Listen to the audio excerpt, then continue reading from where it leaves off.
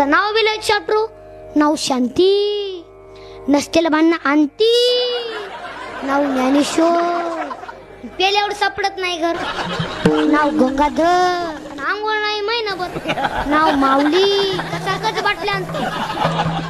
आता एका आजीला झाली ना, त्या नातीचं नाव काय ठेवायचं? जनाबाई, मुक्ताबाई, कानूपात्रा, सुंदर जसं नाव ठेवायचं ना. म्हातारी बघायची टीव्ही, नाव काय ठेवलं? पप्पी. आता पप्पी आजी मागे समाजात सोडायला कुठं? आळंदीला. तिथं लाखो वारकरी, सर्व सुखाची लहरी, ज्ञानाबाई अलंकापुरी.